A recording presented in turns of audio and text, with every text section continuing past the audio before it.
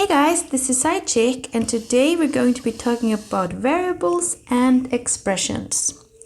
Now, we all know that 2 plus 2 equals 4, yes? But what if I were to write 2 plus something equals 4? Would you know what's supposed to be in that something? If you look above, here's our answer. It's supposed to be 2, because 2 plus 2 equals 4. Let's try another thing. 2 plus something equals 5. What is then in the something box? Well, it's going to be 3, right? Yeah. In mathematics, it's very common to use an x instead of this something. So for example, here we would write 2 plus x equals 5. And then our x is going to be equal to 3. Just like the number we put inside the something box. And we could also have 2 plus x equals 6. And then our x is going to be what? It's going to be 4. The reason why we call the x, in these cases, a variable is because it varies. In this problem, it's 3. And in this problem, it's 4. So x doesn't really have any value. It's just an indication that we do not know the number. And we're going to find out by doing the problem, sorry. Tongue twister.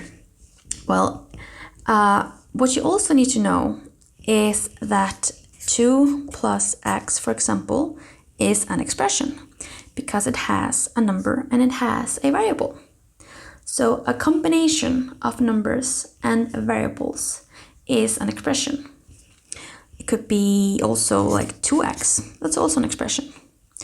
Or 2 minus x, also an expression.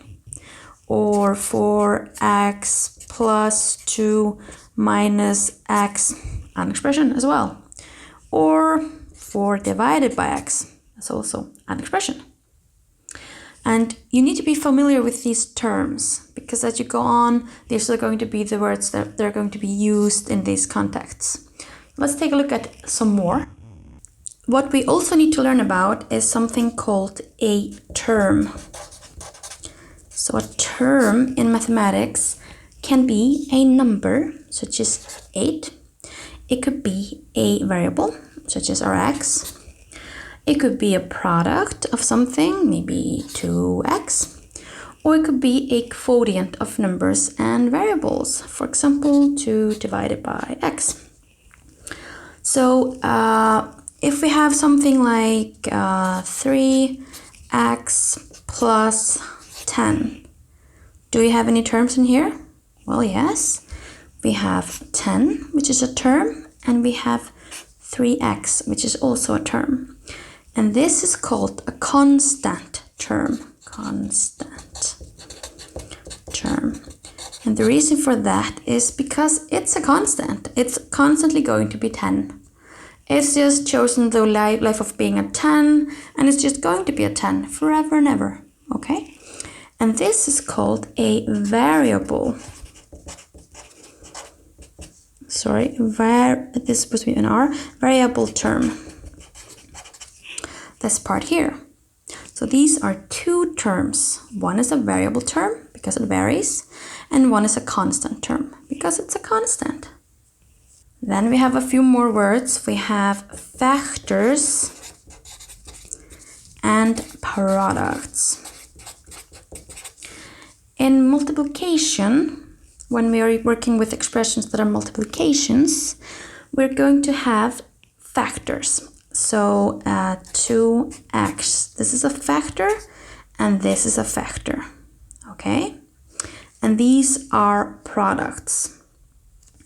So the result is going to be the product. One thing you need to know as well is 2 times x is the same as 2x. We're just leaving out the times, the multiplication symbol here. We don't need it because we know that 2 next to an x means that there's going to be multiplication going on. So that was a factor, and this is a product. what we could also have is, it could be next to parentheses. So it could be x next to maybe an a. And here we have, there is a multiplication in here. We don't see it, it's still there. So this is the same as writing it like this, okay? And those two are products when they are together and factors individually, okay? Also here, factor, factor, product. Factor, factor, product, okay? And it doesn't matter if you have two parentheses. Like this, still factor, factor, product. Okay? I have just one more batch of names for you. We've already become experts at knowing that x times x is the same as writing x times x with a multiplication symbol. And we know that these two are factors and these two are factors, and they are both products. Yes, product 1, product 2, okay? But we also know that we can write this as x to the second power. These are all equivalent. So if we had 3 x's, we can write them with the multiplication sign in between, or x to the third power. Now, what you need to know is that this is called a power and this is called a power. And this guy here, he is also called a power or an exponent.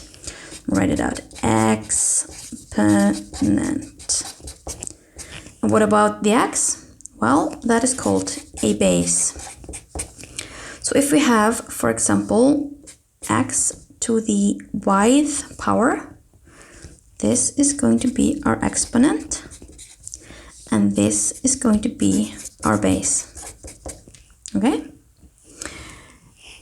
You need to be familiar with that if you have x to the first power, then that's only x. Doesn't matter if it's 2 to the first power, that's also 2. Okay? And what you also need to know about is if you have x to the 0, if the power is 0 for your x, then you're going to have 1.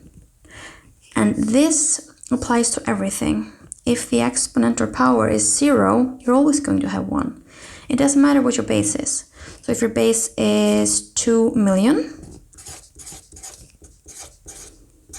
like this, and it's in the 0th, it's to the 0th power, then it's also 1.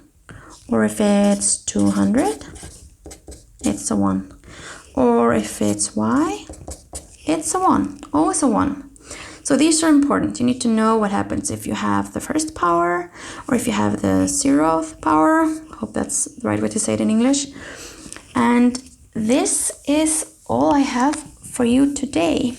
I want you to go over these terms, his names, also the term, and be familiar with them because they're going to come up later. And it's good for you to know what everything means. If you have problems that are written out, not like shown to you, then you need to know what the teacher is talking about. So get familiar with the proper way of saying things, and I'm going to have some problems for you in the next video.